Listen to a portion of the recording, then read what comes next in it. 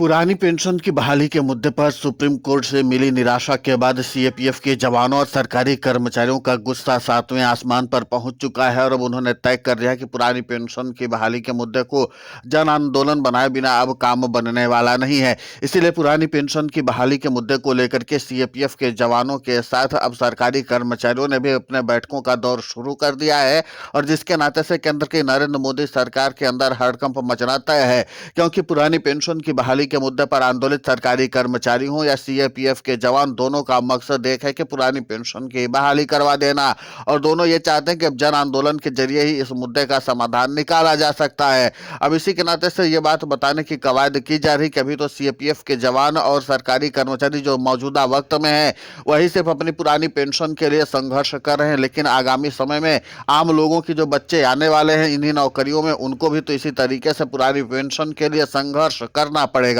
लिहाजा पुरानी पेंशन की बहाली के मुद्दे को लेकर के अपने संघर्ष और चुनौतियों के बारे में बताने के लिए 15 फरवरी से अभियान शुरू करने की कवायद तेज कर दी गई है। यानी कि 15 फरवरी से पुरानी पेंशन की बहाली के मुद्दे को लेकर के सीएपीएफ के जवान और सरकारी कर्मचारी जन आंदोलन के रूप में सबसे पहले जन जागरूकता अभियान भी चलाएंगे, ताकि लोगों को इस बात का विश्वास दिलाया जा सके कि इन सीएपीएफ के जवानों के साथ सरकार ने किस तरीके से अन्याय किया है और किस तरीके से न्यायालय में दखलंदाजी करके इनकी पुरानी पेंशन को रोकने के लिए कवायद की है। इसीलिए पुरानी पेंशन की बहाली के मुद्दे को लेकर के सरकारी कर्मचारियों सीएपीएफ के जवानों के बीच एक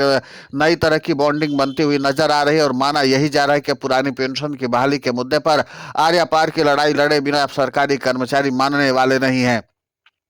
क्योंकि 2026 में पुरानी पेंशन की बहाली के मुद्दे पर आंदोलित सरकारी कर्मचारियों और उनके प्रतिनिधियों ने साफ तौर पर ऐलान कर दिया कि हमें पुरानी पेंशन की बहाली करवानी है। और इसी के साथ सीएपीएफ के जवानों को भी उम्मीद यही थी कि 2026 में उनको पुरानी पेंशन की बहाली का लाभ मिलने लग जाएगा, यानी कि सुप्रीम कोर्ट के तरफ से यह फैसला दे दिया जाएगा कि सीएपीएफ के जवान पुरानी पेंशन के हकदार हैं। लेकिन यहाँ पर मामला 19 जनवरी 2026 को कुछ उल्टा निकला। यहाँ पर 19 जनवरी 2026 को सुप्रीम कोर्ट से यह केस ही गायब कर दिया गया और सुनवाई नहीं हो पाई, जिसके नाते से लाखों की तादाद में सीएपीएफ के जवानों को पुरानी पेंशन की उम्मीद का एक बार फिर से जो किरण दिखाई दी थी वो सीधे तौर पर गायब हो गई। अब पुरानी पेंशन की बहाली के मुद्दे को लेकर के सीएपीएफ के जवानों के प्रतिनिधियों ने भी तय कर लिया कि यह सरकार इसी तरीके से तारीख पर तारीख बढ़वाती जाएगी और ऐसे ही लंबे समय तक केस को लटकाया जाएगा। इसलिए सीएपीएफ के जवानों ने अपने दबाव को और भी ज्यादा मजबूत करने के लिए और अपने पक्ष को और भी ज्यादा तटस्थ करने के लिए पुरानी पेंशन की बहाली के मुद्दे पर आंदोलित सरकारी कर्मचारियों के प्रतिनिधियों के साथ साथ आम जनता को भी जोड़ने की कवायद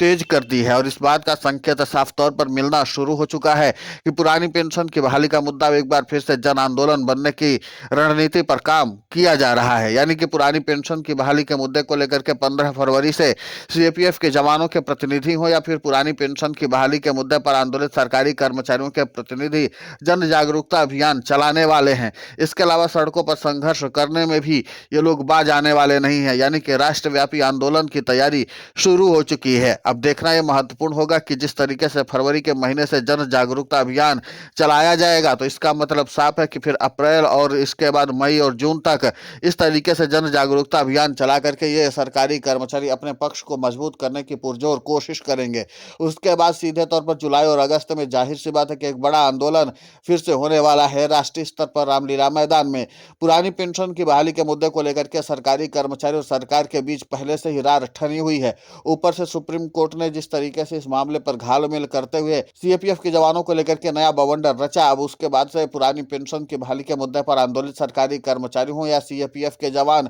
हर किसी को इस बात का बुरा लगा कि इस मामले पर सरकार ने उनकी बातों को गंभीरता से नहीं लिया और न ही उनकी बातों को प्राथमिकता के आधार पर सुना है। इसीलिए सीएपीएफ के जवानों को भी लगने लगा कि जिस नक्सल ऑपरेशन के खिलाफ हमने अपनी जान की बाजी लगा करके सरकार को सफलता दिलाई, वही सरकार हमें ये सिला दे रही है कि हम सीएपीएफ के जवानों को पुरानी पेंशन से वंचित रखा जा रहा है। अब पुरानी पेंशन की बहाली के मुद्दे पर सरकार और सीएपीएफ के जवानों के बीच भी एक तरह से मन में खटास पैदा होती हुई नजर आ रही है। पुरानी पेंशन की बहाली के मुद्दे पर जिस तरीके का माहौल बनाया गया और जिस तरीके से सीएपीएफ के जवानों को धोखा दिया गया, उसके नाते से उनका मन जो है एक बार फिर से सरकार के लिए खिन्न हो गया है। अब जाहिर सी बात है कि जब पहले ही सीएपीएफ के जवानों ने साफ तौर पर इस बात का ऐलान कर दिया था कि हम जन आंदोलन बनाएंगे इसको और सीधे तौर पर जनता को बताएंगे कि किस तरीके से हमारे साथ अन्याय हुआ है। अब उसी रणनीति पर काम करना शुरू हो चुका है और जाहिर सी बात है कि अब दिल्ली में बैठकों का दौर भी शुरू हो चुका है। देखना अब ये महत्वपूर्ण होगा कि जिस तरीके से पुरानी पेंशन की बहाली के मुद्दे को लेकर के सरकारी कर्मचारियों ने पहले से ही अपनी संजीदगी दिखाई थी और उसके बाद सीएपीएफ के जवानों ने भी अपने पुरानी पेंशन को लेकर के संजीदगी दिखाना शुरू कर दिया है। और न सिर्फ संजीदगी दिखाना शुरू कर दिया बल्कि सरकार को घेरने में भी कोई कोताही नहीं बरत रहे हैं। अब माना यही जा रहा है कि बहुत जल्द जो बजट पेश होने वाला उसमें भी पहले सीएपीएफ के जवान अपने लिए देखेंगे कि सरकार क्या कुछ करने वाली है। ध्यान रहे इस बार सीएपीएफ के जवानों को इस बात की चुनौती केंद्रीय गृह मंत्री अमित शाह ने दिया था कि 30 मार्च तक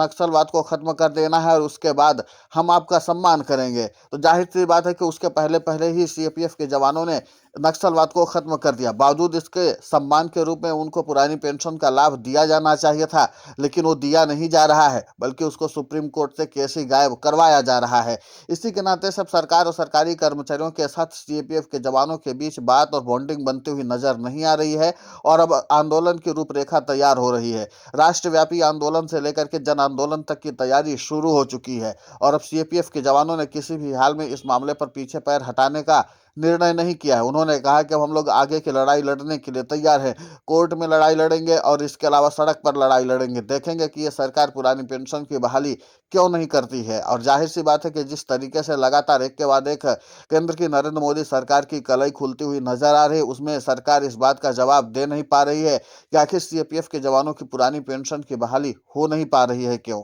अब जाहिर सी बात है कि जिस तरीके से पुरानी पेंशन की बहाली के मुद्दे पर ये तमाम सवाल ऐसे हैं जो लगातार सीएपीएफ के जवान उठाते रहे, लेकिन इसका जवाब आज तक सरकार के तरफ से दिए नहीं गए हैं और इसी के नाते से मामला गंभीर होता हुआ नजर आ रहा है। और अब सुप्रीम कोर्ट से लगे झटके के बाद से तो सीएपीएफ के जवानों और उनके प्रतिनिधियों का गुस्सा लगातार बढ़ता ही चला जा रहा है और वो लगातार सवाल उठा ही रहे हैं। अब देखना महत्वपूर्ण होगा कि इस पूरे मामले को लेकर के केंद्र की नरेंद्र मोदी सरकार को से क्या फैसला लिया जाता है। लेकिन इतना तय है कि अगर फरवरी से सीएपीएफ के जवान और सरकारी कर्मचारी राष्ट्रव्यापी आंदोलन की तैयारी शुरू कर देते हैं तो इसका मतलब साफ है कि जुलाई और अगस्त में सीधे तौर पर राष्ट्रव्यापी आंदोलन के साथ मानसून सत्र की शुरुआत होगी और सड़क से लेकर के संसद तक संघर्ष का बिगुल एक बार फिर बजेगा और सरकार के लिए चुनौती और ज्यादा बढ़ेगी। अब इस पूरे मामले को लेकर के सरकार और सरकारी कर्मचारियों के बीच लंबा संघर्ष होने वाला है और इसी के नाते से पूरी तैयारी और रणनीति व्यापक तौर पर बनाई गई है। फिलहाल इस पूरे घटनाक्रम को लेकर के आपकी प्रतिक्रिया बहुत महत्वपूर्ण होती है, आप हमें कमेंट करके जरूर बताएं। साथ ही पुरानी पेंशन की बहाली के मुद्दे पर हम लगातार आंदोलित होकर के खबरें चला रहे हैं।